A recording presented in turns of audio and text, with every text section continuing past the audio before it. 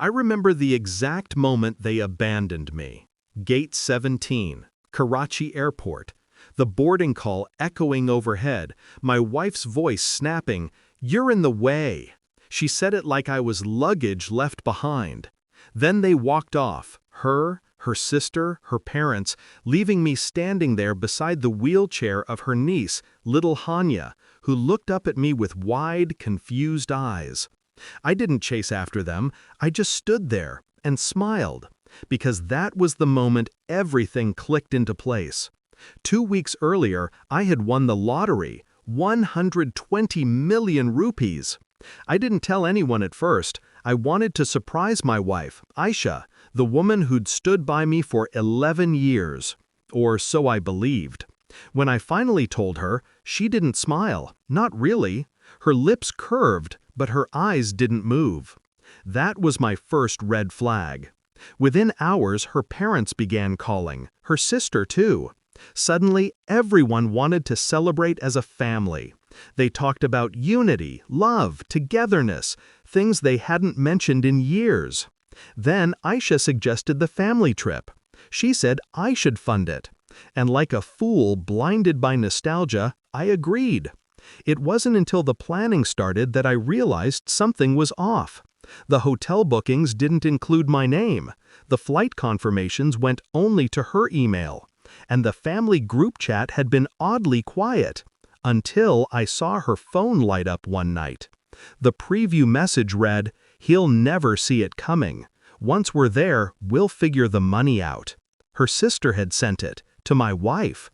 I didn't confront her, I just watched, quietly, patiently. Over the next few days, I did what I do best, plan. I transferred the entire lottery sum into a trust under a new entity, one registered in my niece Hanya's name. She'd always been kind to me, and she deserved better than the vipers around her. Then I arranged something special for the trip. On the morning of our flight, I wheeled Hanya through security myself. She was excited, her first time on a plane since the accident that left her legs paralyzed.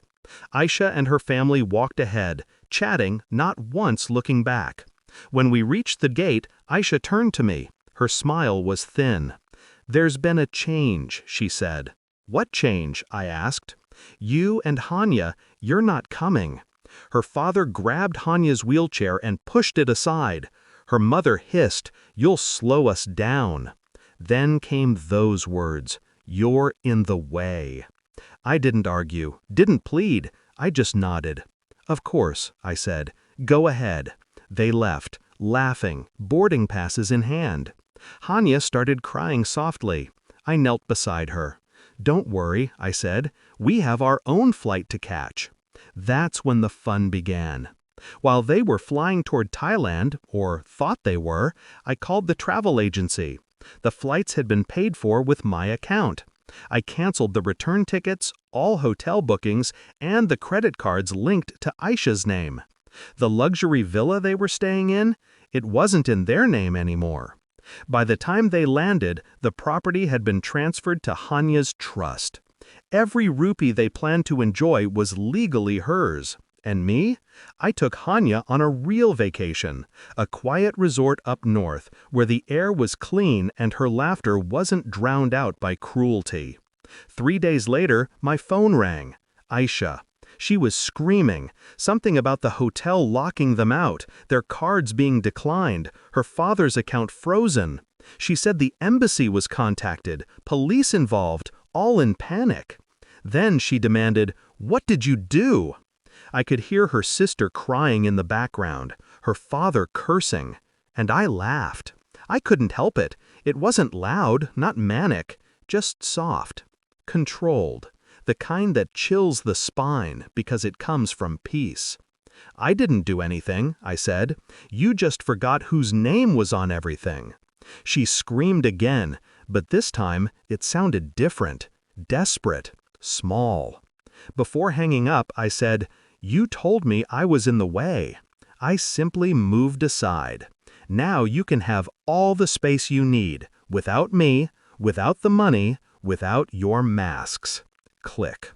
By the time they returned, the world had already shifted beneath them. The trust I built for Hanya became public, a story about a man who donated his lottery winnings to his disabled niece after being betrayed by family. The media loved it. The public adored it. Aisha's family became infamous overnight. Their neighbors whispered, their friends vanished, even her job, gone. And Hanya?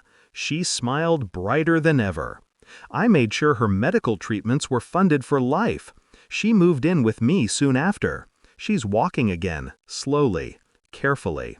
Sometimes she asks, "Uncle, do you forgive them?" I tell her the truth. Forgiveness isn't necessary when you've already won.